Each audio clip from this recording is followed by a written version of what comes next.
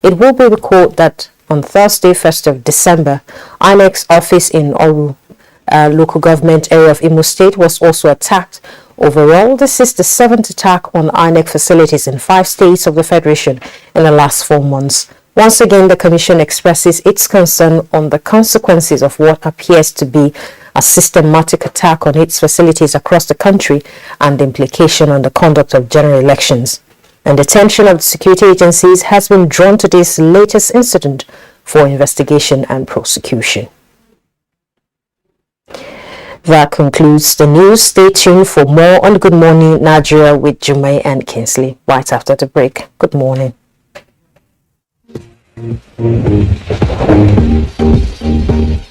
Wake up your champion with the goodness of Milo and get 50 grams free in every 400 grams pack you buy. Hurry, grab yours now.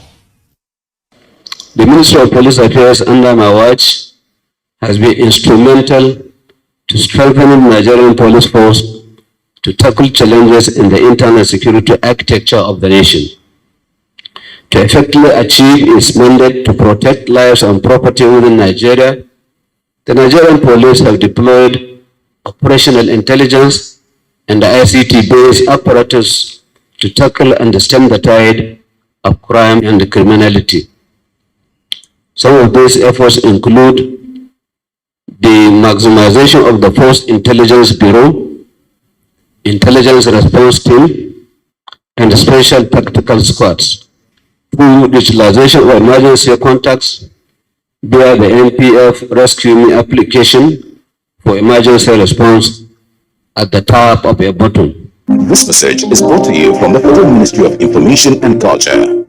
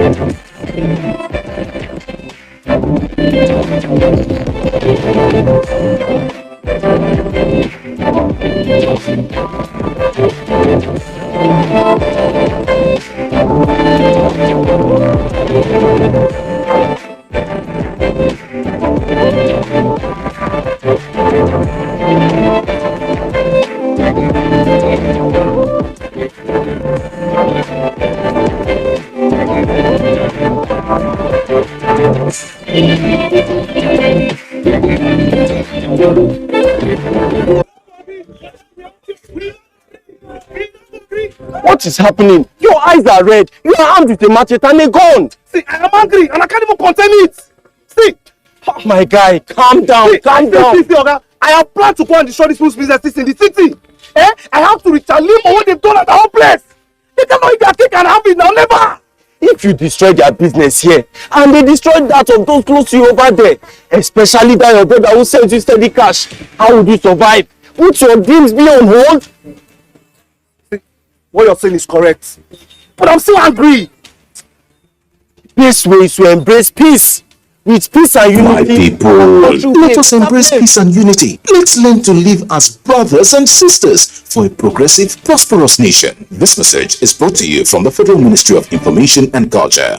The counsel of our fathers. I will urge and advise our younger generation to use talent and brain to sort out problems, not arms.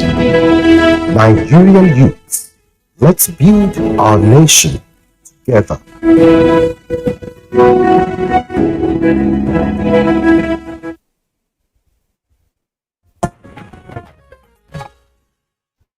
Welcome back. Now, women have a pivotal role to play in government's economic diversification drive and development of products for local markets. This position has been espoused by key players in the trade and private sector. Details on Business News. inclusivity of women in all spheres. There are growing calls for women economic empowerment and inclusivity as Nigeria looks to increase its global market share of non-oil products. This includes enhancing women's capacity and skill sets to close the business gender gap through trade promotion and market integration. The Council partnered with the International Trade Center, ITC, under the She Trades Initiative with the objective of connecting 200,000 women from Nigeria to the global market. In order to explore the opportunities inherent in non-oil export sector, as part of the conscious effort to mainstream women and youth into the non-oil export value chain. So if we can be churning out about 100 women every year, that will be in production instead of consumption, I think the GDP of this country will change tremendously. There's also a clamor for increased government programs for enhanced market linkages and the development of women entrepreneurs across the country. In the energy market, oil prices are expected to post a significant gain this week as China appears to be easing its COVID-19 restrictions and the member states of the European Union tentatively agreeing to a $60 per barrel price cap on Russian seaborne oil, coming into effect December 5th with an adjustment mechanism that would seek to keep the cap at 5% below market price. Thank you very much, Comfort Amodu, for the business package. Coming up next, newspaper review.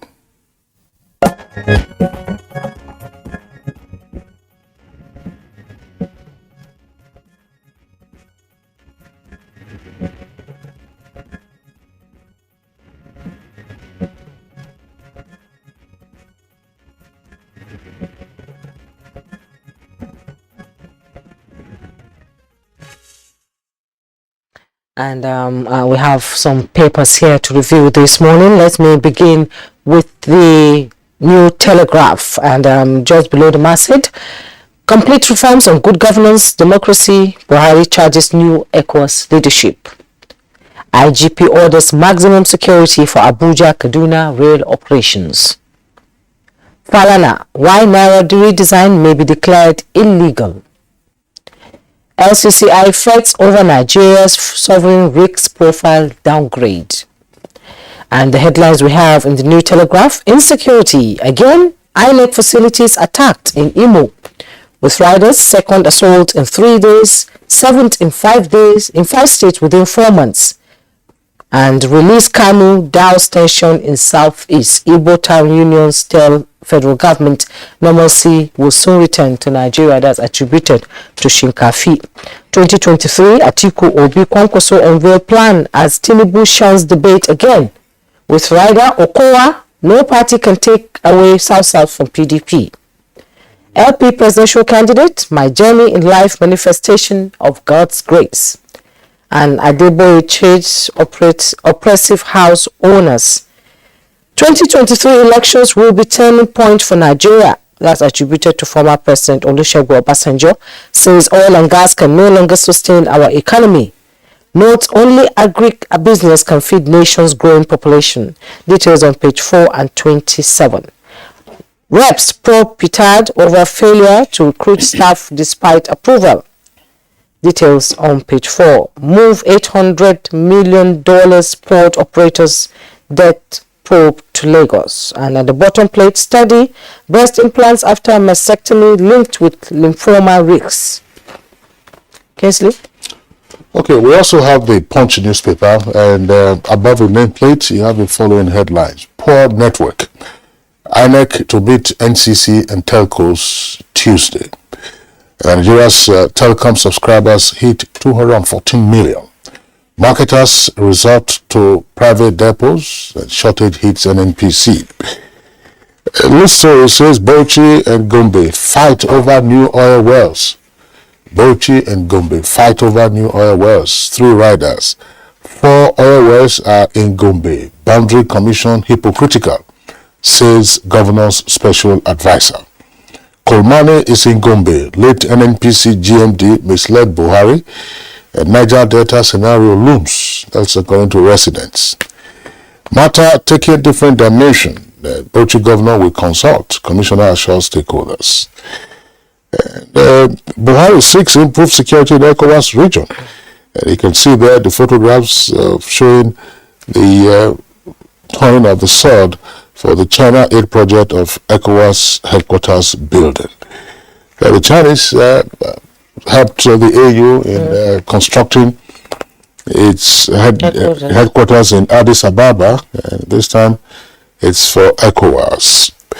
Federal government unveils new curriculum for varsities today. Terrorists abduct 44 from 2 Katsina villages and mosque. Well, let's go to the Al Jazeera newspaper. 80 days to pause.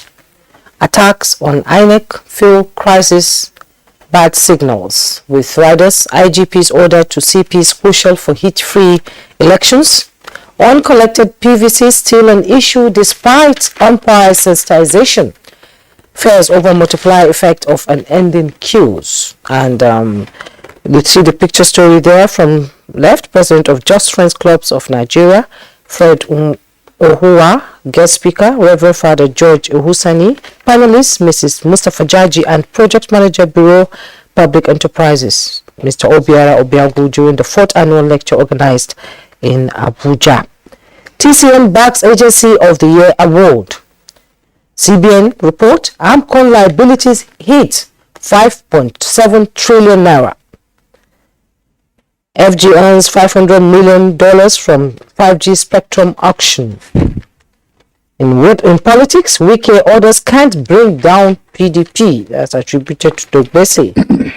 FCDA revokes Ghana, Malaysia, Thailand diplomatic plots. Details on page 8. Insurgents attack mosque in Katsina, abduct 13. And critic Aminu apologizes to Aisha Buhari. You find the details on page 5. And what's happening to our football too. Too decent to talk about Pinnick's personal life. That's coming from former Super Eagles coach, Garnet Ra. Obviously, we discussed last time, the Bauchi Gombe fight, it's begun. We had this conversation on Monday last week, and we, talked about the boundaries and all that. And like the conversation is turning.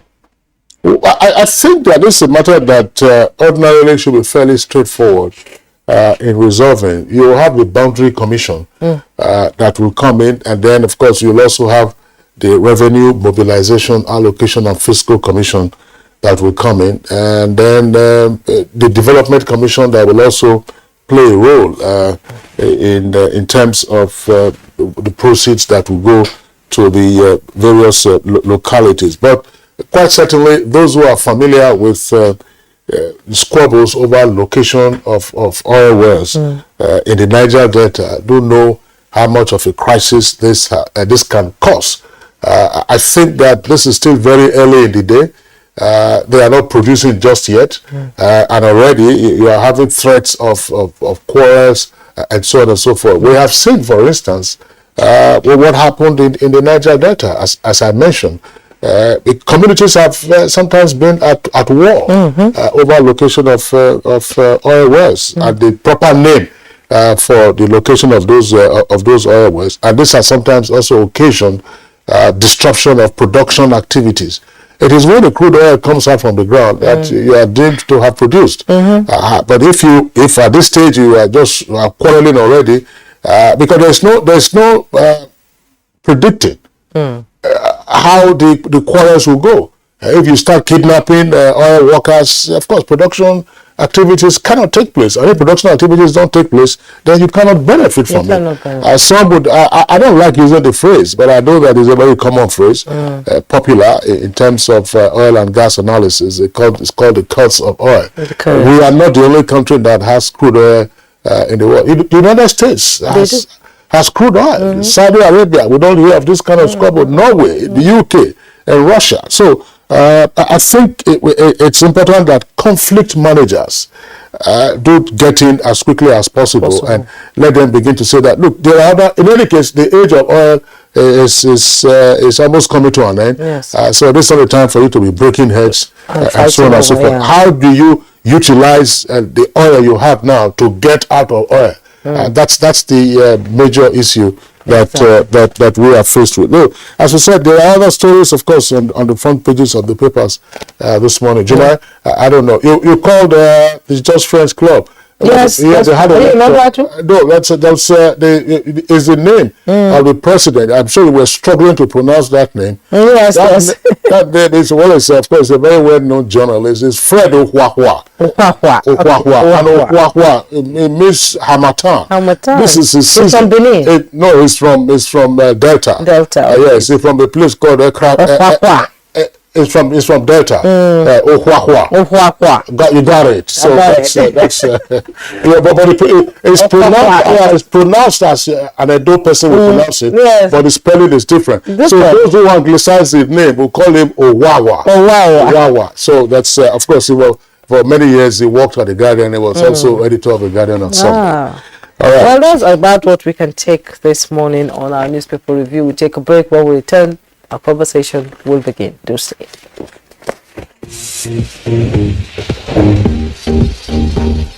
Wake up your champion with the goodness of Milo and get 50 grams free in every 400 grams pack you buy. Hurry, grab yours now.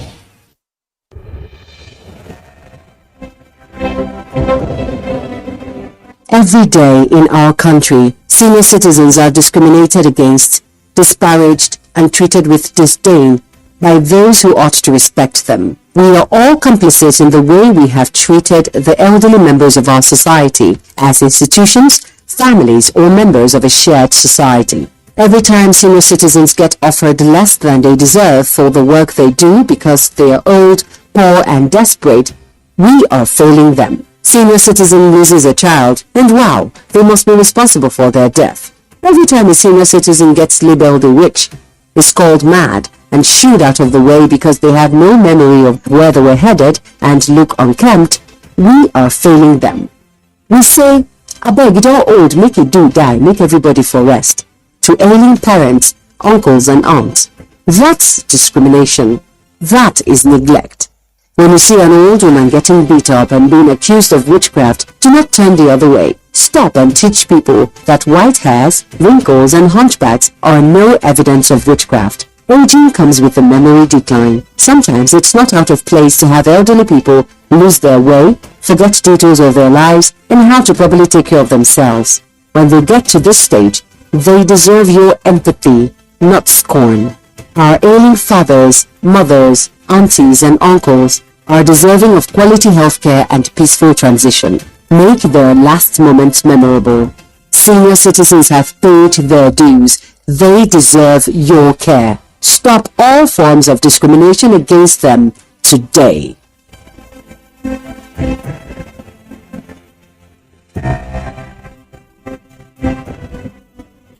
Operation Wild Punch covers Kaduna and Niger State.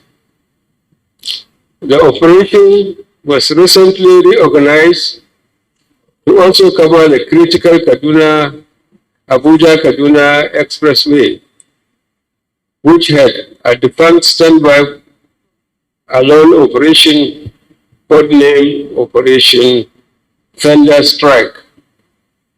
Additionally, as part of the Operation Wild Punch, a subsidiary operation codenamed Operation Forest Sanity has also been launched to flush out the terrorists from the forest that straddle Kaduna and Niger states. These efforts were geared towards flushing out criminal elements from the Kaduna-Abuja Expressway and its environment. I am pleased to inform that Kaduna Expressway has been secured through a combined efforts of the armed forces, the police, and other security agencies. This message is brought to you from the Federal Ministry of Information and Culture. Our pastors, our imams, in every church, in every mosque, Please realize that in the course of praying for peaceful and transparent elections, we all have duties beyond prayers. If we want a stable society before, during, and after the elections, what should you be saying to those that worship with you all Sundays and all Fridays? You are saddled with the responsibility of bringing up good generations. It is therefore your duty to both man and God to ensure peace all the time, no matter about elections alone. People talk to people and people listen. Talk to your followers. Make them listen to ensure peaceful 2023 elections. This message from the National Orientation Agency.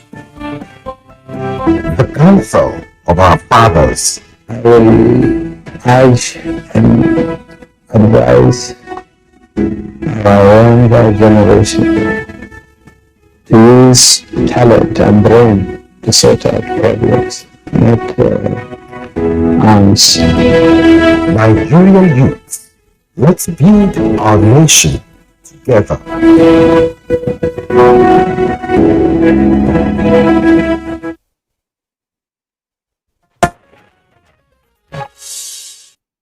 Welcome back. Train service resumes along Kaduna Abuja route today after about 8 months. The attack on the train left several persons dead and some others kidnapped, but all victims have been released after several weeks in custody.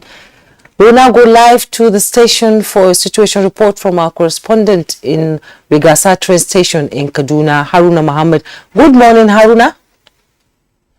Good morning. All right, Haruna, give us, what is the situation like at Rigasa at the moment? Indeed, today Rigasa train station is back to life after about 8 months suspension as a result of the attack by terrorists of March 28. Passengers are actually trooping in their numbers. And from the conversation I had with some of them, they are really happy that the train is back. As well, host communities as well as workers who are here are really happy. They are back to their workplace after about 8 months of inactivity at the train station. Okay, can you give us an idea about what the passengers are saying about the new ticketing measures by the authorities? Yes, of course, they applaud the federal government resolution resolved to ensure their safety on this train as well as on the train. The passengers are actually saying that they are happy with the measures, which is part of the measures contained here is screening as well as NIN. Any passenger who is going to be on this train has to go through the necessary checks and screenings. There's something that is a machine that is installed here, which is called Tempo NIN screening machine, which even those who have bought their tickets online, they will still have to come and do this physical screening before they can board the train. They are really happy, and they couldn't just wait for this day, and the day has come. That is what some of the passengers are telling me, that they are really happy, and they applaud the federal government for this strike. Haruna, what do you know at this time about the schedule for today? How many shuttles will the train service be having today? And has the first resumption taken off? Okay. For the start today, it is 8 o'clock, and then the next one will be by 2 p.m. Yes. The first train that is here has 9 coaches, and which I think from what I'm seeing now, we have a lot of people in their numbers, passengers, and their numbers are here to board this train, irrespective of what has happened maybe 8 months ago. They're really happy. I can see security operatives just behind you in their numbers there. Yes. Yes. What would be their role before the passengers board the train? Okay, the security operative, in line with the directive of the Inspector General of Police, they are here. Men of the police mobile force are here, including the K9 dogs, they are also here to ensure safety of life and property of the passengers of this train. Just like the Minister of Transportation said it when he was here for inspection, he made a mention of it that they are doing everything possible to ensure, humanly possible, to ensure that the passengers as well as the train is safe. And it's evident from what we are seeing here because there's so many security measures put in place. Earlier in our news report, Haruna, we took an excerpt from the Minister of Transportation. Is he by any chance around the Rigasa train station at this moment, or the Managing Director of the Nigerian Railways Corporation, Engineer Fide Tohiria? Is he around, or any other senior official of the rail service? Yes, we have the CMO, Chief Marketing Officer. He's here. He has been going up and down to see that everything goes on fine. He's actually moving from the train to the ticketing area, addressing people, being the first day of resumption after about 8 months. And with the fact that we have new measures on ground, measures that the passengers will have to go through, we have to enlighten them and talk to them, tell them this, and inform them of the new measures on ground. He has to go up and down. That is why he thought close to me actually. Now, but I've been talking to him since he made mention of so many things that have been put in place, which are among them this screening and then ticketing and the NIN screening, that's which is the face-to-face screening that you have to be here personally for you to be screened, because even if you buy the ticket online, you still have to come here and then be screened before you go through the departure, which is just behind me there. Field day for ticketing and touts at the train station. Talking about racketeering, no, I don't think so. It's not possible here because the security operatives and as well the staff that are here, it's electronically. You can't bypass it. I don't think it's possible. I see some people trying to do something about it. They were told it's not possible. It's not possible. You can't do that. Okay, Haruna, just before we let you go, once again, let us know, this Rigasa train station, of course, is the terminus at the Kaduna end. Is this an express train service, or it will make the regular stops at the various locations on its way to Abuja? Yeah, from the information I have, is they are actually going to be going straight to Abuja. Okay, Haruna Mohammed, our correspondent, joining us live from Rigasa train terminus, which is in Kaduna State, and that's on the resumption of the Abuja-Kaduna train service, disrupted since the 28th of March when terrorists struck along that line. So, Haruna, thank you very much for being with us. Of course, you keep us posted on developments in the days and weeks ahead. You're watching Good Morning Nigeria on the network service of the Nigerian Television Authority. We're back to our Abuja studios. As we did say, we're having two topics for discussion this morning. We've just had the first, which is on the resumption of the train service from Abuja to Kaduna and vice versa. Last week, we commenced our conversation on the persistent fuel scarcity in major cities around the country: Lagos, Abuja, Kano, and parts of Kaduna. Today, we have another set of guests. But just before they start telling us their own perspectives and solutions, let's listen in to excerpts from the first part of our conversation.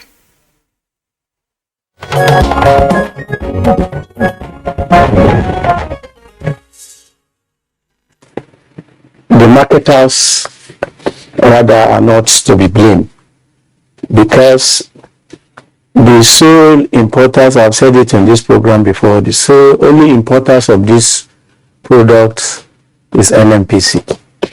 NNPC is the only person that brings this product. And the facilities, the storage they have, the 21 depots across Nigeria, they are not working. The flight lines has been vandalized. The depots are more or less obsolete.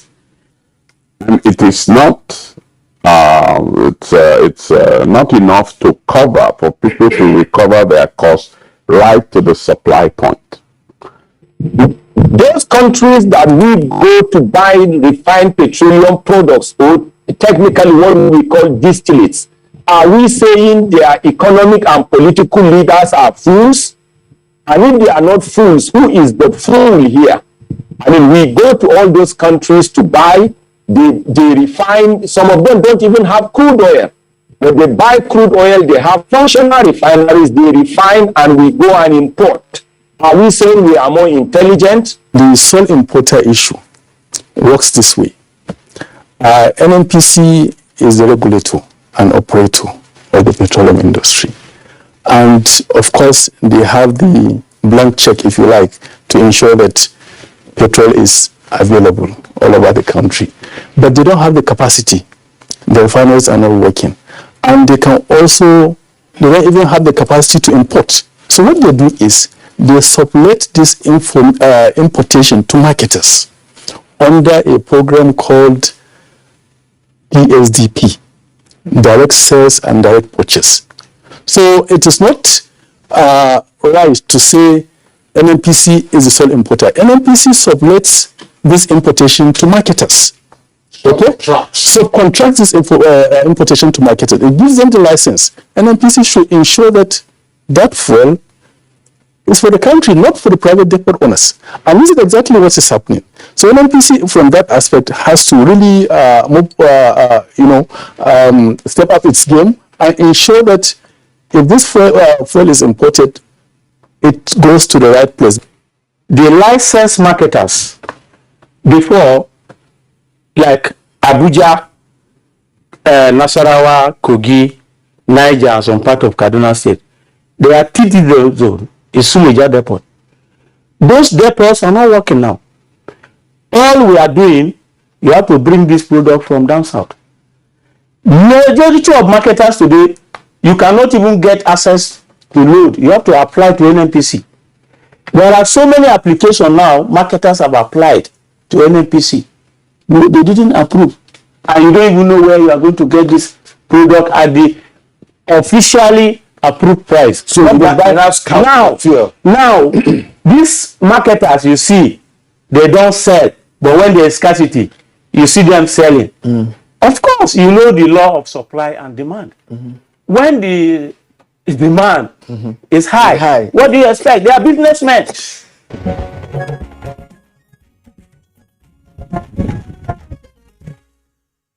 To discuss persistent fuel scarcity in parts of the country, let me first introduce in the studio our regular, Dr. Timothy Okon. He's petroleum economist and managing partner, Tenor Energy Resources. Glad to have you join us.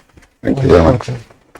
We're also being joined by Mr. Hope Stockman. He's the managing director, NNPC Retail. He joined the agency after NNPC acquired OVH Energy Marketing, the Owando licensee for retail business. He was CEO OVH Energy Marketing. You're welcome to Good Morning Nigeria. It's a pleasure to have you join us. All right. Also here with us in the studios is Engineer Ayo Kadoso, who is the Regional Coordinator Southwest of the authority, that is the Nigerian Midstream and Downstream Petroleum Regulatory Authority. Engineer Kadoso, we're glad to have you this morning. Thank you for having me. All right, so back as part of today's conversation, along with Dr. Tim Okon, is Mohammed Shuaibu, who is the Secretary of IPMA, the Suleja Abuja Axis. IPMA stands for the Independent Petroleum Marketers Association of Nigeria. Mohammed Shuaibu, we're glad to have you. And just to say that you've been quoted extensively over the weekend on account of the comments that you have made, along, of course, with the other discussants when we had the first part of the conversation on the persistent fuel scarcity in parts of the country. What we will do is to first pause Dr. Tim Okon, who, of course, as I always would indicate, was a Group Executive Director of NNPC as it then was. And we also pause Mohammed Shuaibu because they have been part of this conversation. And then we hear from the two new guests who are joining the conversation this morning. First with Hope Stockman, who is now MD of NNPC Retail. We understand, of course, you are only just about a month or so old on that job. And some will say, what a time for you to take on this assignment. We have seen the NNPC has rebranded some of the stations that were taken, retail outlets that were taken over. Wando, when you've seen them repainted. Now, is this band-aid on a cancerous sore that we are still having this persistent fuel crisis in major cities across the country? No, it's not a band-aid. I think NNPC has become a limited company, and as such has let's say a commercial future ahead of it itself. It's brought a new image to the forefront to basically support it, and I think the new image of NNPC only reflects that. In terms of the fuel queues and the availability of fuel, I think the key thing is that it's a bit of a technical answer, but the supply chains across the world has become more complex. Yeah, post-COVID, they've become more complex and much more vulnerable to disruption. And Nigeria, that also imports many of its goods, has to deal with that. Availability of vessels, pricing, timing, it's all become much more complex than it was a couple of years ago. Now, fuel is one of the products that, of course, Nigeria imports, and it is a complex structure. The vessels need to come on time. The vessels that take those products on shore need to be on time. Then the depots need to be fully functioning. There should be no congestion at the depots when the products get loaded. The roads need to be in order to make sure that the fuel arrives on time, and there needs to be enough trucks available, and there don't need no breakdowns or whatever to make sure that that it arrives. So this whole supply chain actually has become much more vulnerable, and the slightest disruption can actually cause a big knock-on effect. And there was a comment around the pipelines. In the past, Nigeria had functioning pipelines, and vandalism has unfortunately taken a lot of that away, which means all the product arrives at the coast and then needs to be driven up the country by trucks, which is a much more longer process, and also is more prone to potentially disruptions. So there is a little bit of a vulnerability in the whole supply chain that has come, which means the slightest disruption can have big knock-on effects. A couple of weeks ago there was the flooding in Lokoja. That's completely, there were hundreds or thousands of trucks, not just fuel, completely stuck there for a long time. And it takes them to go around, takes a lot of time to reassess your supply chain, takes time, and those trucks are still stuck there. So it's a different system now. The supply chain is just not as robust as it was before COVID, and Nigeria is not the only country, by the way, struggling with that. Well, talking about the flood, initially it was blamed on the flood, but now reports are coming out that it's unavailability of the product itself and the access to forex by marketers themselves, and that is the main reason why this scarcity is persistent, because they cannot access forex and there's no available product on ground. But NNPC is saying they have enough. So where's the conflict there? Well, I can say there's enough product for Nigeria. Yeah? There is enough product available on vessels to come into Nigeria. So it's very clear. It's just the supply chain from bringing those vessels onto shore, into the depots, loading it, and then getting it to the retail sites. That is the vulnerable part of it. And the slightest disruption actually can cause these kind of knock-on effects that take time to recover. We've seen queues before, they disappeared, they reappear, and at the moment I can assure everybody in NNPC, but also in all our colleague competitors, and the authority, all the stakeholders, IPMAN, everybody is working 24/7 to make sure that everybody has fuel in this country. But the blame game is like back and forth between IPMAN, the marketers, and NNPC. Yeah, the blame is I don't know why there is a blame game, because actually you're in the same boat all together. Yeah, you all have the same target. Yeah, the target is to get fuel at the retail sites. It doesn't matter if you're an IPMAN member, a MoMA member, a DOPMA member, or NNPC. Yeah, you all have the same objective. And I think you can try to shift blame, but actually if you all work together, it will probably be easier to achieve that goal. All right, thank you very much, Mr. Stockman. I will return to you because of the conversation. Let's bring in Engineer Engineer Cardoso, a point that is often been made is that, for instance, in the Federal Capital Territory, if you are in the capital city, which is Amak, and you visit the fuel stations, you will find lots of queues because the retailers are struggling to sell within the price band. For the NNPC outlets, that's 179, and for other stations, it comes to around 180 naira.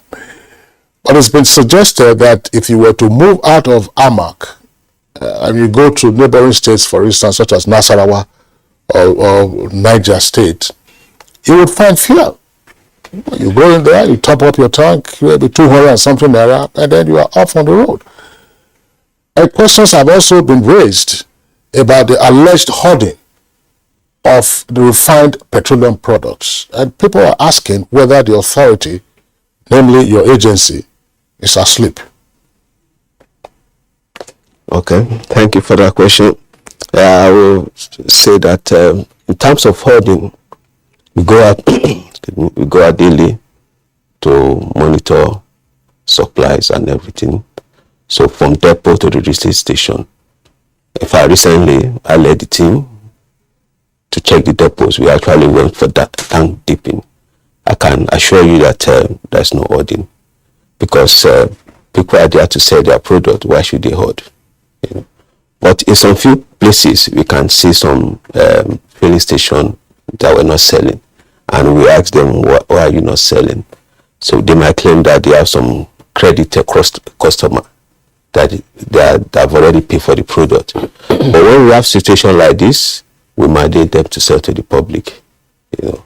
So, but I can assure you that for now, we've gone around, monitor the system, there's no hoarding anywhere.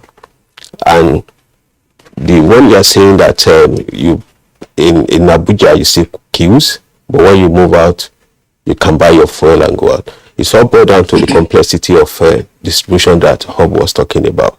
You know, the marketers claim they need to recover their costs, because when when NNPC move product to the offshore Lagos, they need to get additional costs to move the product to their own depot. So when they do that, the present template that we were using was no longer favorable to them, according to what Obasanjo said. So there is constant engagement between the marketer, the authority, to see a reasonable price that will allow the marketers to have some margin to sell their products. So that is why you see the price that you just mentioned. Then when you move outside the capital, it also boils down to the cost of moving those products to that area. But we in the authority, our major concern is to make sure that the whole place is wet, there's fuel for everybody, and where we see excessive charges, we clamp down on such operators, and it's either we caution them or we seal the depot. That is what. Yes, although you say you have fuel, yes, and it's been distributed accordingly, but marketers are insisting, that they have no access to the petrol at the official cost. That is causing disparity in prices. Why is that? Yeah, I can confirm to you, just like Hope said, right now in offshore Lagos, the mother vessel that comes in cannot get to the depots, so they have to do some lightering, chartering daughter vessels. Now, in the past, those daughter vessels, when they chartered, it used to be about $19,000 per day to charter them. That's Lagos to Lagos in Lagos. But when you want to go to somewhere in that Lagos to Lagos that used to be 19,000 is now about $40,000 per day. But when you are moving to Calabar, it used to be like $32,000 per day. Now we are talking about $66,000 per day. So, but the product is there at offshore. We have over 1 billion. As at yesterday, we have over 1 billion in offshore Lagos. Before I left Lagos, we have over 300 million liters being discharged in the jetty going to the interland. So in total, there's enough product that's about 1.9 billion liters, which is about 32 days sufficiency for 30 days. So there's sufficient fuel, but it's the logistics of moving it all about. So, and the issue of those dollars that we are talking about for payment of those mother vessels, they have to source for those dollars in the parallel market. So there are a lot of complexity around these things. So that is why there are ongoing engagement between the marketer, NNPC, and the authority to say, okay, you need to recover your costs. Everybody knows that because you are in need for business. But how do you recover the cost that will not have so much impact on the public? So there are constant discussion on it. So that is why you have some price variance, either in Lagos, Abuja, or outside there. You know, Engineer Caruso, it's interesting, the responses that you have given. But I've always raised the point here, Jumai, my colleague, on the access to Forex. If petroleum marketers still have to access Forex from the parallel market, you then ask yourself, who is getting Forex through the I&A window, which is operated by the central bank? We keep hearing all of these excuses. Oh, this one has to go to the parallel market, the parallel rate is being used at 700 or something. I'm not quite sure what the exact figure is. But again, clarify this for our viewers. How do you explain the fuel scarcity in Lagos itself, which is by the port, and where you have the private depots? Okay. Now, I will still refer to the complexity in the logistics. In Lagos, even though we are close, as you said, to the marine, any small disruption in supply and it filters down to the public, they panic. You know, for example, if you are some of just slight for example, in Apapa area now, there's a gridlock of how to move truck out. That's been there for many years. Yeah, but of recent, I will tell you that it's very bad, because we used to have the services of Navy that used to help coordinate some of those things. They pull out, you know, sometimes, and that place become chaotic. Moving, for that logistics. Then the road is also bad. Then Ijegun contribute about 30% of supply to the nation. But that place the road is completely bad. So NNPC, Lagos State government, they are working on it now to get it motorable. They cannot come out from that place. And once the public knows that there's a disruption somewhere, panic is setting. The queues, we are not supposed to have any queues in Lagos because we have over 300 million liters of PMS daily now in Lagos. But people will not believe you. Everybody wants to fill their tank.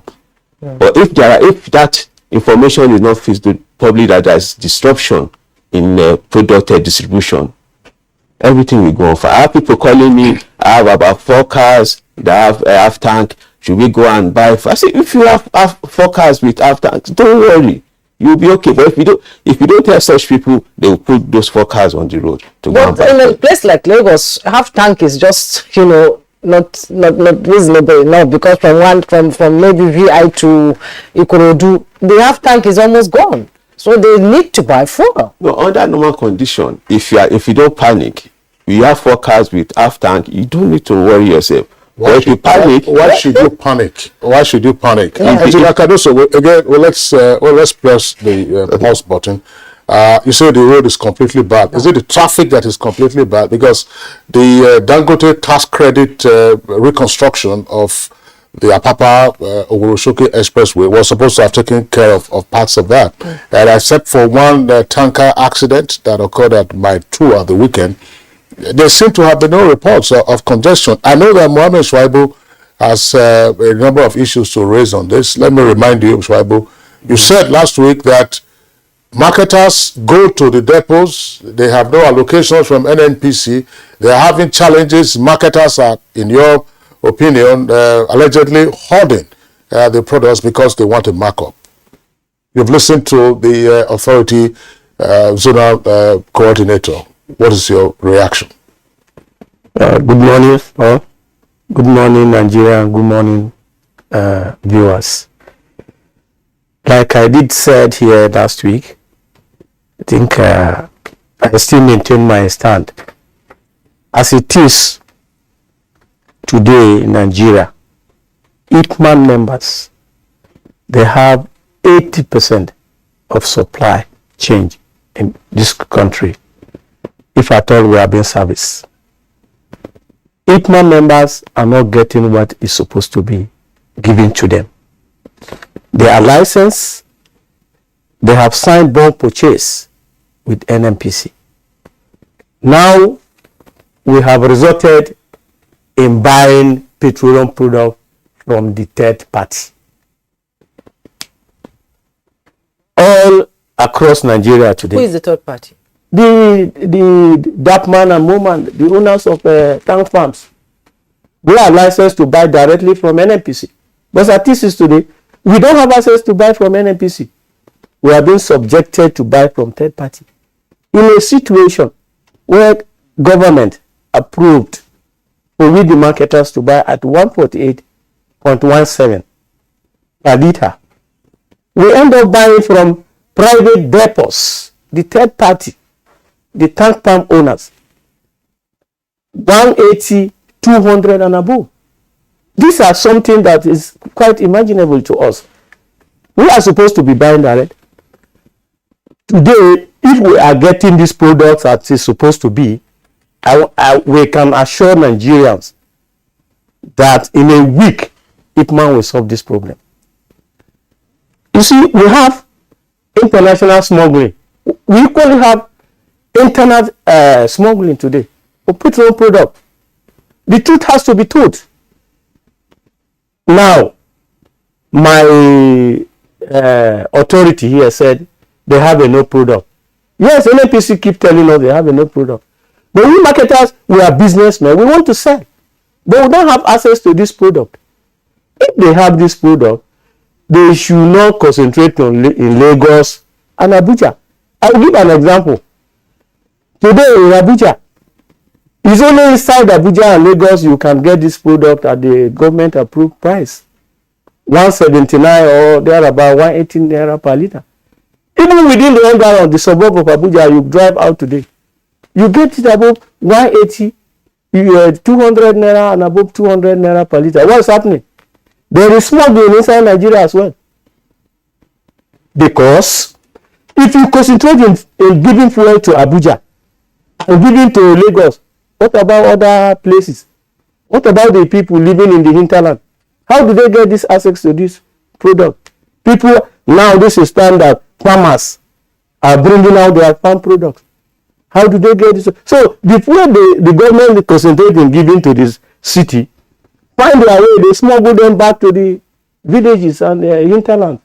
And do you expect, even most of these marketers today that they are getting this allocation to sell, some of them in the night, they will pump this product outside and go and take it out because they are businessmen as well. Do you expect them to keep it in their station here? Is that the problem solved? You see, the government has to rise up to this thing and do the needful. All animals should be treated equal. If now, yes, NNPC said they brought this product. IPMAN today, what facilities? NIPCO, Capital Oil in Lagos. When you go to your side, they have matrix. Why don't you designate a product there for IPMAN, who has almost above 80% supply chain in this country? Let us go there and take, if this problem will not be solved. Why are you taking it to this that man tanks farm owner? And you ask marketers to go there, and how do we solve this problem? Today, if we apply to NNPC as a licensed marketer, that we give us allocation to it, they will give us this, and we end up going back to third party. This private tanks farm owner who regulated it. We keep complaining. If you are asking us to buy both from our transport cost and everything that will bring it to wherever your destination is, then we will now sell at 175 or there about 180 naira. Okay, your operations controller of IPMAN has urged the government to allow the private sector, that is you, to import petrol, as in the case with aviation fuel, diesel and kerosene. If given that opportunity, do you think it will be a different narrative here? Of course, sure. The only solution now, if government said they have deregulated petroleum product sector. They should go in total deregulate. Let the capitalists in every economy of any grown nations today, the capitalists, they control the economy. You are regulating. You are the only sole importer of this product. By the time you bring it, you dump it in a private house, and they take control of all these things. Allow, if it is total deregulation, let it go, so that there will be competition. Everybody who has the facility, that have the capability and the capacity to go and put this product, will go and bring it. Okay. Mohammed Shwaibu, thank you very much. Everybody you say that has a capability and capacity to import should go and bring it. There is also the underscore of that argument, namely, we fix our refineries and have in-country production of refined petroleum products. That, many would argue, would be the ultimate solution. Dr. Timokon, you've listened to the various perspectives. Of course, we're still elaborating on the core issues. Are we anywhere likely to have a pathway to solving this problem? Two pathways. I think the first is an economic one. You have a sector that is dominated by all kinds of cartels. Moment, you know, as an economist, I sit and I marvel how a simple business of buying and selling has been taken over by all kinds of trade associations. And the consumer's interest is completely of no consequence.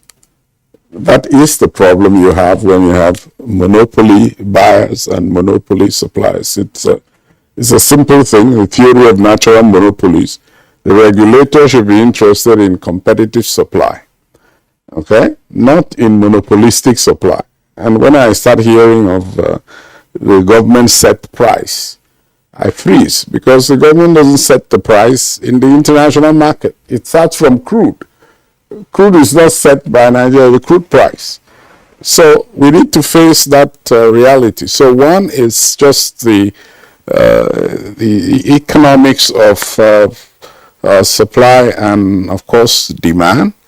And once you have competitive supply, in which there is no monopoly, so I think that's what he's trying to capture, that you should have as many suppliers as possible. And where you have many suppliers, the price would be set. And if there is a disruption, of course, there will be new benchmarks set, but it will correct itself, because the market has a mechanism to correct itself. It's not government throwing money, good money, after bad, because really, you cannot, we don't have enough security men or well to be setting prices and then enforcing them across this one. We will all turn to be policemen, in order to get that to happen. It's just not an economic way to run a sector.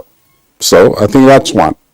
The second is the investment you need in across that entire value chain. The system is broken, which is what is referring to those interruptions.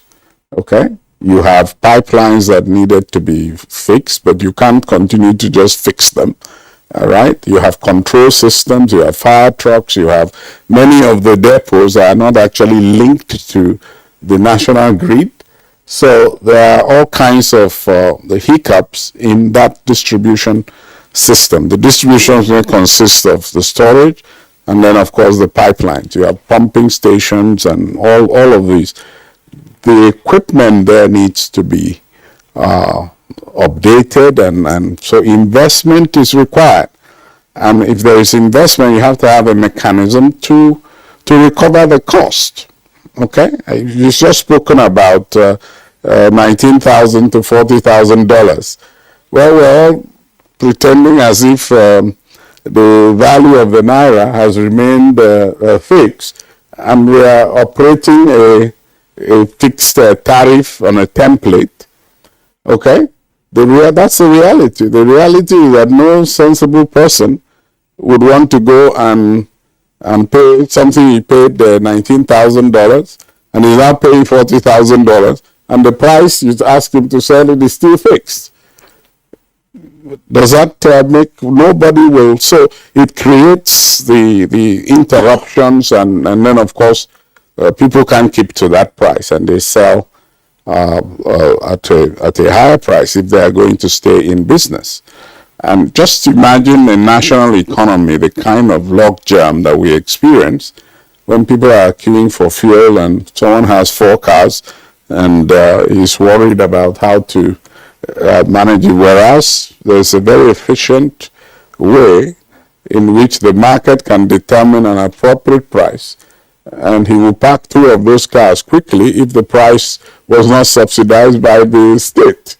It's these are simple things, and we have cartelized. I think it's like cartels now running the system that ordinarily I think the FCC PC, the Commission Anti-Competitive Behavior, which is what is being exhibited, should have stepped in. But you can't step in when it is the government is setting a fixed price. You can't, because that's not the competitive price. Okay. But Dr. Tim, you know, all of this probably is arising now because largely we are importing refined PMS, of course, also along with diesel. Well, I was a bit hesitant to raise diesel because the so-called bullfire in the Niger Delta area was partly supplying diesel, and then when they destabilized that, we have seen a spike in the price of diesel. But all of these arguments would appear, and the consequences would appear to be agree with you. Importation. But let me also say that if the refineries were running at 90% capacity utilization, you still be producing 20 million liters of PMS, about 9 million liters of HHK, kerosene, okay, and about 15 million liters of diesel.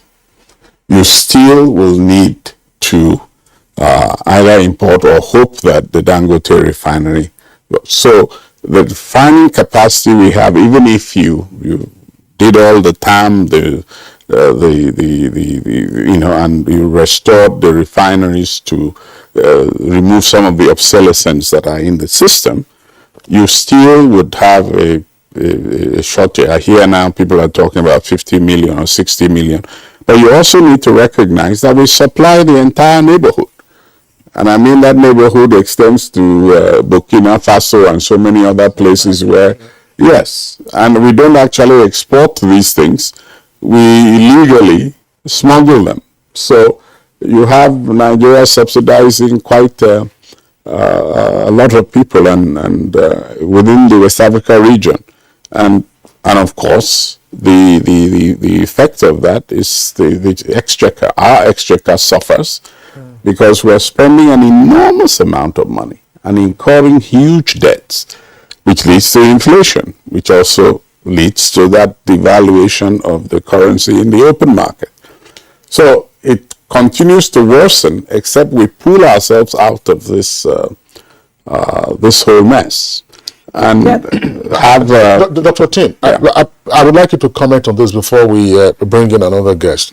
I raised the point. Isn't it curious that marketers who are in legitimate official business will be seeking access to Forex through the parallel market for their imports? Well, yes, but I guess you need to also understand that the country doesn't earn a lot of money from, you see, when you sell crude and you make your earnings, the price of the products are higher. There is something called the crack spread, okay? So the refined products you are importing, especially if you import 100%, okay, are often higher than the price at which you sell the crude, okay? So when you bring those in, you have to include the cost of transportation, etc. The biggest impact on our current account deficit is essentially crude importation. I mean, refined product importation. There is not a lot of foreign currency when you net it out.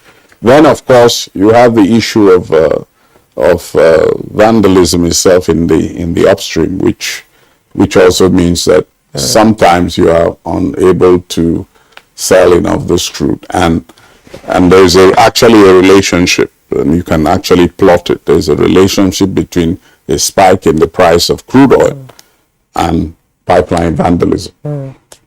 So when prices go up, the arbitrage opportunity increases, and these are people who understand economics. It's just that we don't seem to, as a country, understand how really things work, because they understand the economics. When the price is up, there's the margin, the arbitrage opportunity goes up. And so pipeline vandalism, breaking of pipes, crude, etc., increases dramatically.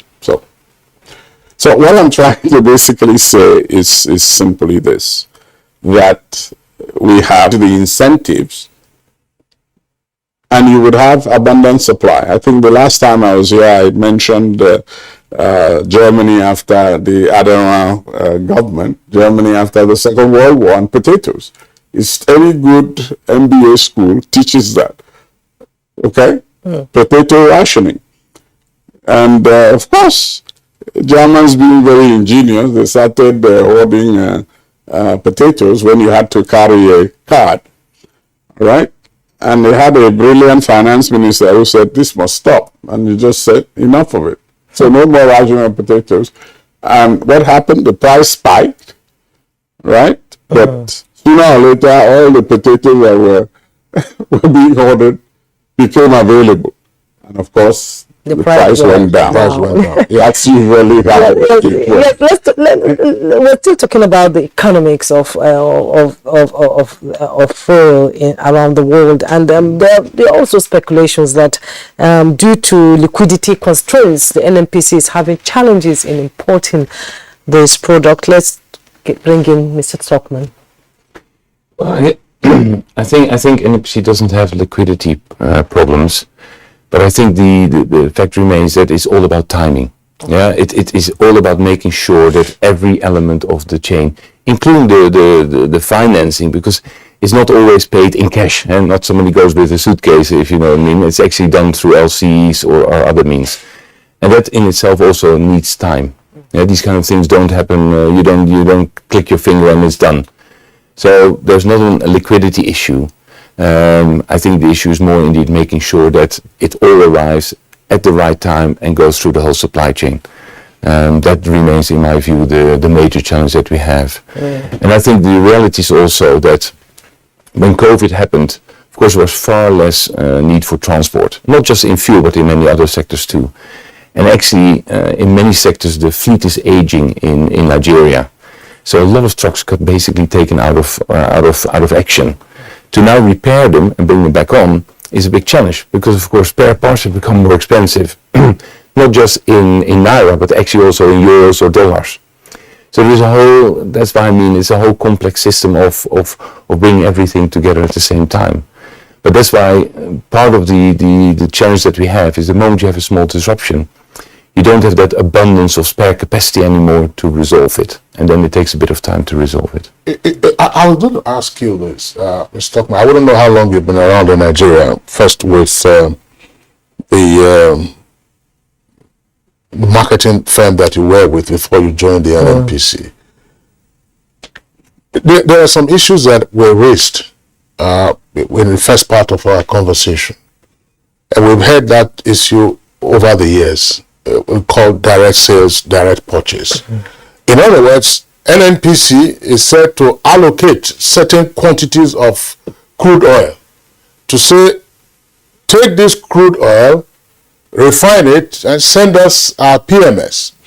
And last week, Dr. Alkali raised some issues around this DSDP, direct sale, direct purchase. And I asked the question, we didn't have enough time to interrogate that aspect of it.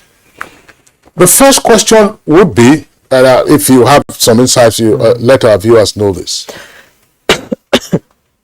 Crude oil has many derivatives, and PMS is not the only one. From crude oil, you get lubricants and all kinds of things that you need in the industry, in the value chain subsector the industry.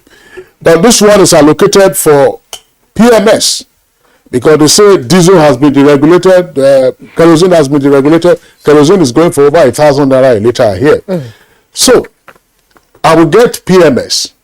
Nobody appears to talk about the other derivatives from crude.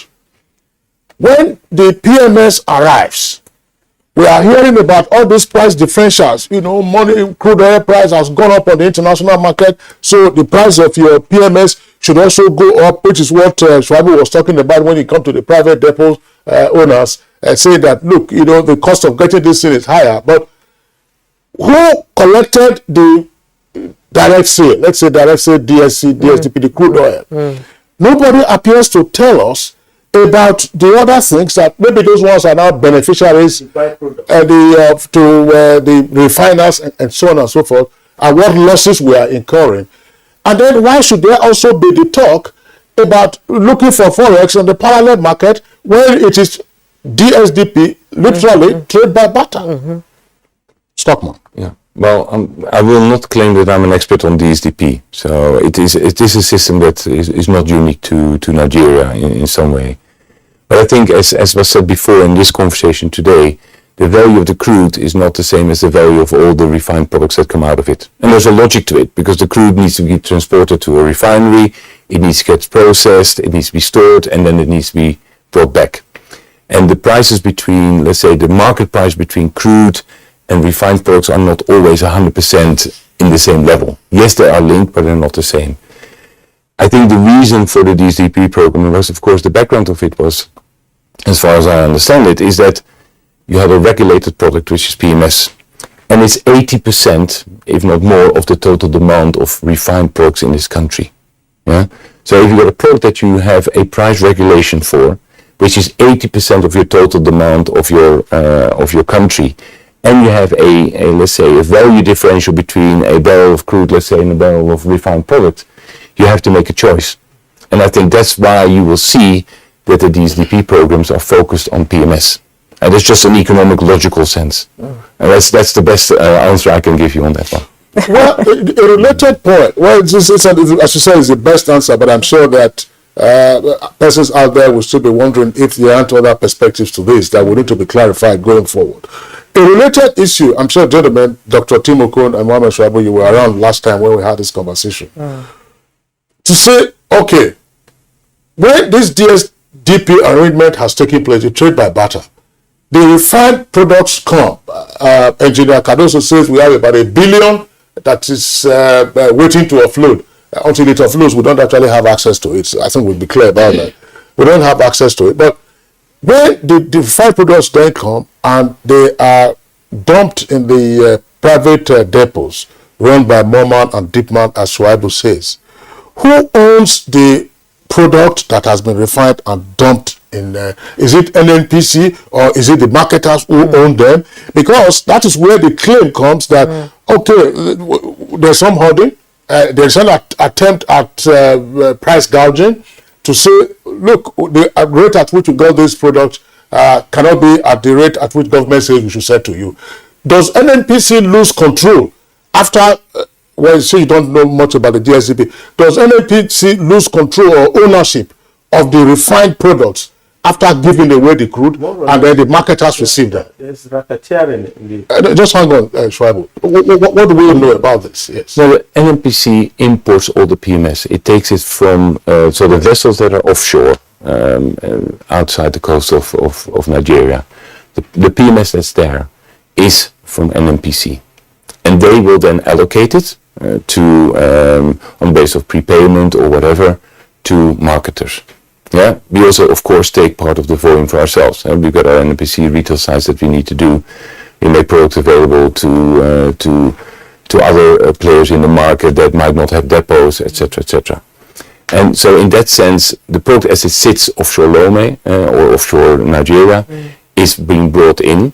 We've added actually a couple of additional depots for throughput to make sure we have, like you say, we know better where the product is. Yeah, because once you sell it and it becomes a third-party ownership, we don't really, and then it becomes a different thing. Then actually the authority will start handling, let's say, the flow of the product. but we've added a couple of depots in the recent times just to make sure we've got more product access and let's say view on it across the whole coast. So these new depots, where are they located at? Yeah, what we do, we take throughputs. It's a very normal thing in the oil industry. Somebody has a depot, which is not your ownership, but what you do, you store your product in there. It's your product. You put people there to make sure it remains your product, and but that's very normal. You'll see that in any country. Okay. Of course, when you put it in somebody else's depot, you pay rent. Sure. You pay throughput, but that's... In dollars or in naira? That's like pay rent. Why? If they buy the product in dollars, why are you selling, paying the rent in naira? No. The product that is sold to the marketers locally is sold in naira. Okay, thank you so much for that. We'll come back to you so that Mr. Shaibu, you have to respond to that, but we'll take a break. When we return, our conversation on persistent fuel scarcity. We'll stay.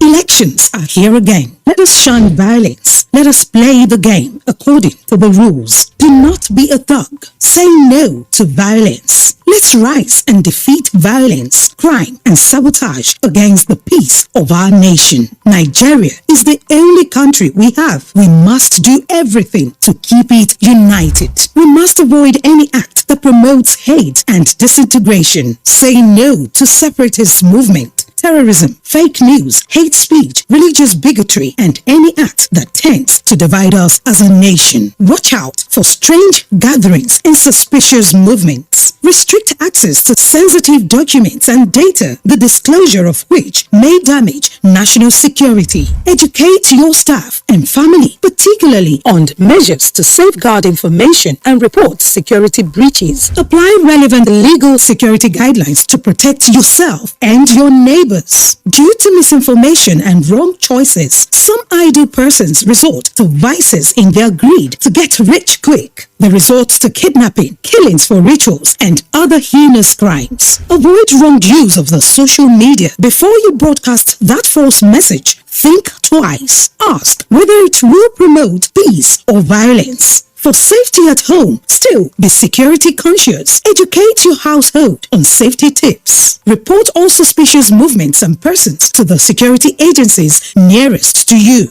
Be a good citizen. Be patriotic. To pass security information, please call 0813-222-2105, 0915-339-1309, 0908-837-3514, or send a mail to dsspr@dss.gov.ng. This message is from the Department of State Services, DSS. What we face mostly now are flashes of cowardly attacks from the rump of groups that have been routed in one location or the other, moving to another to give the false impression that they are still strong. Our ultimate goal is to eliminate them altogether and restore total and lasting peace over every inch of the Nigerian soil. Sounding tall, we take it home. We are determined to ensure that every inch of the Nigerian soil is safe. That determination is there. The order has been given. But we shall continue to protect the lives and property of Nigerians and foreigners in our midst. We shall continue to work for the peace of the nation and deter elements that constitute threats to the people. We shall bear the full powers of the government to secure every inch of our land. We shall not rest until peace is fully restored to Nigeria. This message is brought to you from the Federal Ministry of Information and Culture.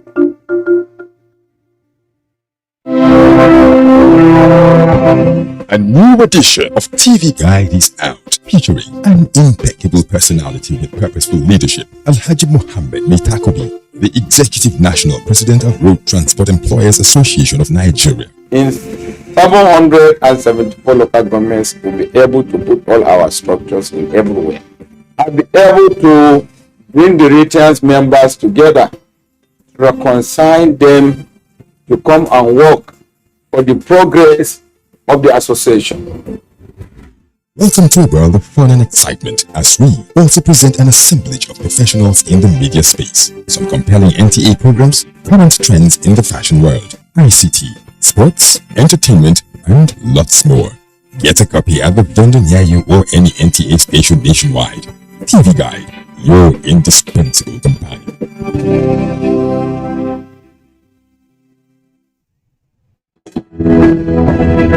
The counsel of our fathers. My advice to these young people is please do not take us back to those harrowing days.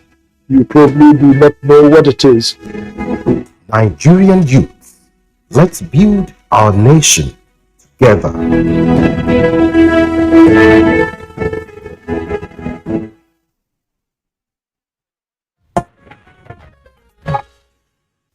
Welcome back here. There's still Good Morning Nigeria live on the network service of the Nigerian Television Authority. We still have our 4 guests here with us in the studios. The Managing Director of NNPC Retail, the Zonal Director Southwest for the authority, that's the midstream and downstream sector, Mohammed Shuaibu, who is the Secretary of the Abuja Suleja Axis of IPMAN, and Dr. Tim Okon, a petroleum economist and one-time Group Executive Director of the NNPC. There are a number of issues on the table, and I think for purposes of clarification, Shuaibu, you were itching to respond to the issues around hoarding and so on and so forth. When the products, because the question that day came up about who owns the fuel, you've heard from Stockman now that, look, the fuel belongs to NNPC. So why do you think your members are having difficulty getting approvals from NNPC for you to purchase the fuel? Is it what is happening? Thank you very much. Yes, the fuel belong to NNPC, and as well it belongs to Nigeria. And No, it belongs to NNPC. Yeah, it belongs to NNPC, yes, as it said, and we are all answerable to NNPC because NNPC licenses us to operate, and we are being regulated. We used to have a former DPR, PPRA, and PEF. They have been merged now as an authority, Nigerian Regulatory Agency. Now, you see, the problem we are having, not getting access to this product, like I said, under 1 week, IPMAN are being given attention and we are giving this product. The problem of scarcity will be abated. We have facilities in Lagos. I mentioned NIPCO. I mentioned Capital. The ones, if they want IPMAN to be part of this distribution chain, they should take our product and direct us there. Why the regulatory efforts to monitor if we will not solve this problem? There is a situation where they will take it and hire tank farm and dump it there. By the time we go there, we become third party and we can no longer buy at what, and we are being regulated. How can we go and buy product outside the regulatory point, and we are going to buy above 200 and they are asking us to come and sell 180 or 179? It's not obtainable. It's not obtainable. Now, the regulatory agency, they have been regulating this thing before, but now they should come out to monitor all this product of a thing. Today, you will see civil defense. They will come. Tomorrow, now, as I'm talking to you, it's DSS. Probably, I'm afraid, maybe next tomorrow we will see army again. Okay. In monitoring all these things. Okay, thanks, Shuaibu. Engineer Cardoso, yes, please respond to these issues that he has raised. As part of freeing the bottlenecks that we are faced with, has the authority made suggestions, for instance, for the utilization of other tank farms owned by, as it says, Capital and Matric, and whoever? That's one. Secondly, you also talked about the discharge points. Why aren't we using the eastern flank the way we use the western flank? Calabar, for instance, Port Harcourt, and elsewhere. Why aren't we using? Why has the authority not drawn attention of the importers to the availability of discharge locations on the eastern flank of the country? Okay.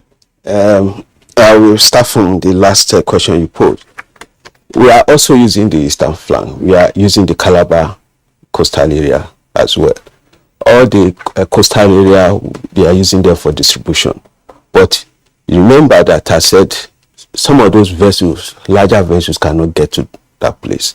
So it's still the same thing. They need to charter a daughter vessel to move product. Move product from Lagos to Calabar, move product to Warri and Ogara.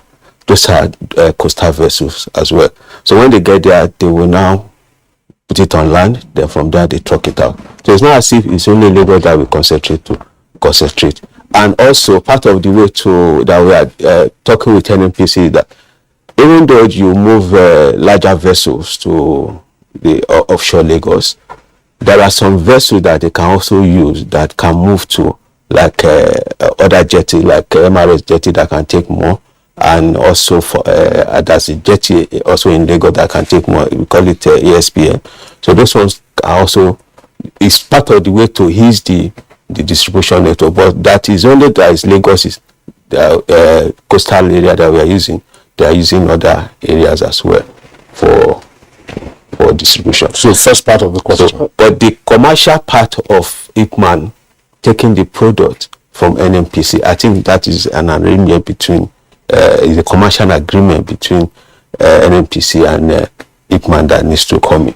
But we are engaging the authority and NNPC and other stakeholders. They are always engaging to see the best way out for this to happen. Okay, you've raised some pertinent questions. Let's bring in Dr. Timothy Okon now.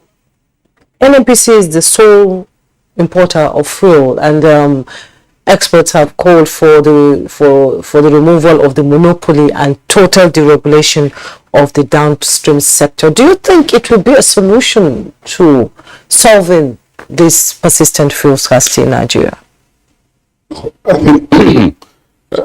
Yes, I think first and foremost, I'm not sure NNPC is just going willy-nilly to want to be the supplier of last resort. I think if you look at the PIA, Section 64 states that the state can demand that NNPC do certain things. Yeah, that is what they are demanding now. In order to protect the interests of NNPC, it also says that it will do so by the government itself paying for those services that are being provided. Section 317 under the transitional, most important issue.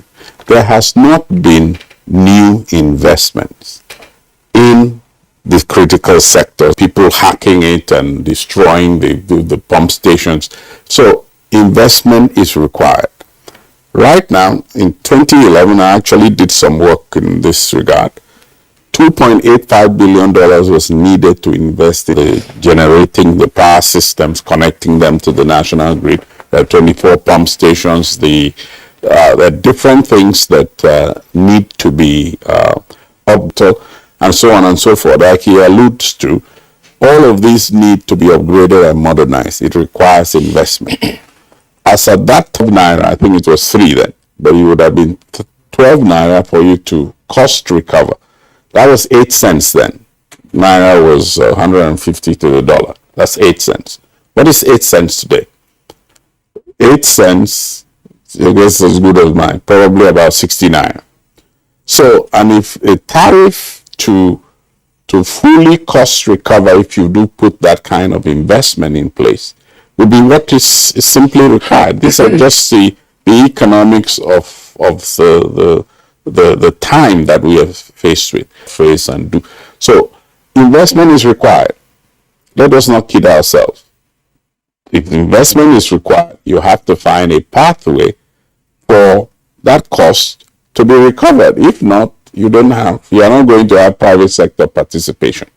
When they participate, they expect to get an economic return. So there is a basic need for that infrastructure to be looked at and upgraded. Then, of course, the refinery itself. There are three things you need to do in refineries. The process systems, okay? Then you have the utilities and the power systems, okay? Broadly, just in 3 categories. Those need to be dealt with. I know they're doing some work now with Port Harcourt to do the turnaround maintenance and things like that.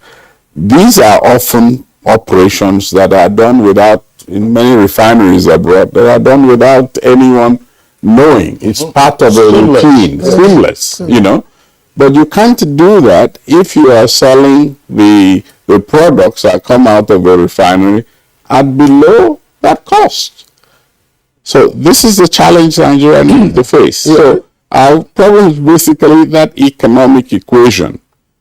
So that if I invest, I get a reasonable return on my investment. And it can be addressed over time. I'm just wondering, Dr. Tim, oblige us with your experience and interaction at NNPC. NNPC used to have a subsidiary called PPMC, Pipeline Products Marketing Company Limited. Under the current arrangement, the transformation of NNPC into NNPCL, I don't know what has happened to PPMC. Now, the kind of investments you're talking about were things that ordinarily the PPMC should have undertaken, because they were in charge of pipelines, at least the ones belonging to the NNPC. Now, because today, assuming all 4 refineries are working, we will still be having trucking. And you still be, the authority will still be grappling with issues around the bridging sums and so on and so forth that the marketers will be complaining about. Isn't it worrisome that we are not at this stage even hearing anything about, dealing with our pipelines? As I said the other day, the much we hear about is AKK, which is gas. Ajakuta, Kaduna, Kano gas pipeline.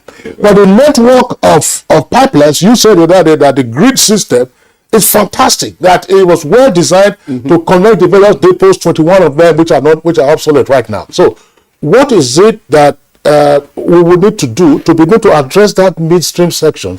Because sometimes we focus on one aspect and then leave out the other. Where should the investment come from? As I asked last week, I want to repeat the question.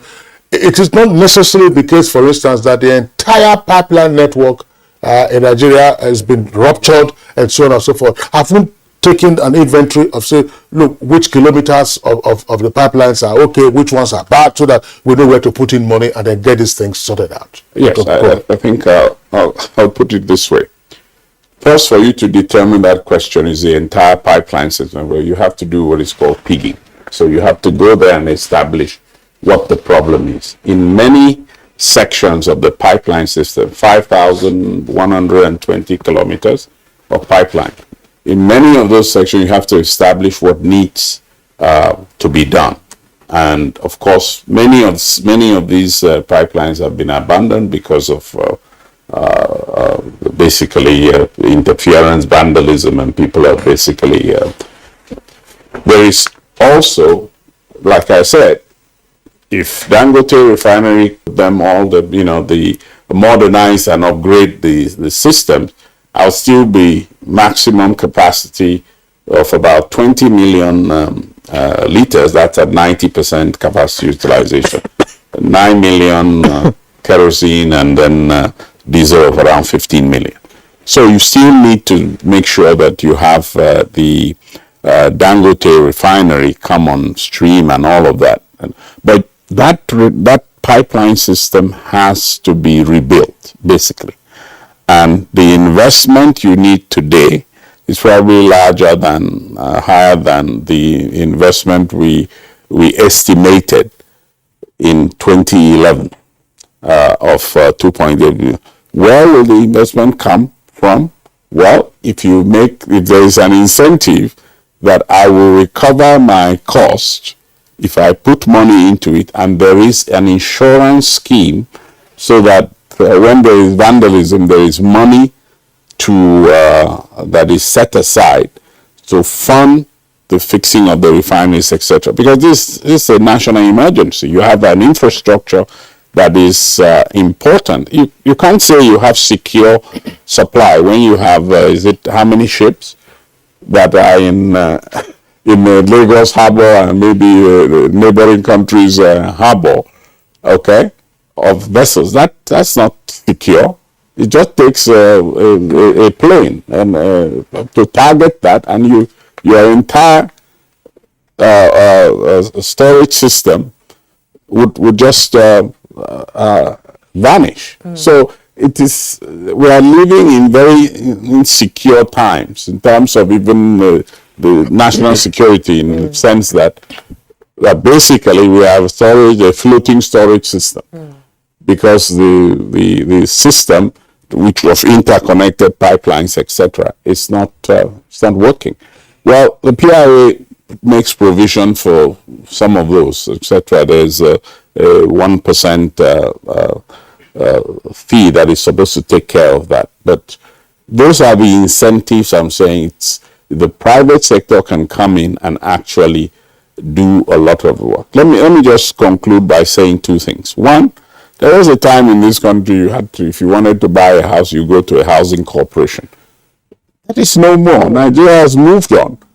So we cannot be stuck with this particular concept, because private sector solutions are actually available and they would work. There was a time when we all depended on NITEL. These days, your options are better. Okay? And national security has not been compromised simply because the private sector is running it. They would run it profitably and they will secure their facilities because they have an economic interest in those facilities. Yes, let's as the program begins to wind down, I would like to ask the questions that I believe is on the lips of every Nigerian now. These are critical times in Nigeria. It's December and people travel. They go home. This is the only time they have to go home, have some family time and all that. And I'm sure they will say, look, these technicalities, let us know what is going to change. Are we going to get petrol to be able to travel home to see our families, or are we going to be stuck where we are? Mr. Stockman. Well, what I can say is the product is available, yeah, and I can assure all Nigerians that everybody's working 24/7 to make sure, everybody in the industry, to make sure fuel gets to the sites. That is our promise. Okay. Well, as a promise, that's interesting. Yeah. But there's still that underlying issue, because we hear about claims that the price is excessive, but we do know that the subsidy regime continues to remain up until June next year, end of June next year, because that's part of the provisioning for the 2023 appropriation. So if that is the case, why then are we having the arguments around subsidy and so on and so forth? Very quickly, yes. Thank you. I want to use this medium to appeal to NNPC that ICMAs are older than retails. Most of the ICMA will have trucks.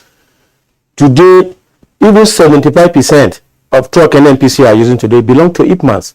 They should give us product. We will solve this problem within a twinkling of an eye, like I said. No, you said 1 week before. Now you are saying 2 weeks. Yeah, 1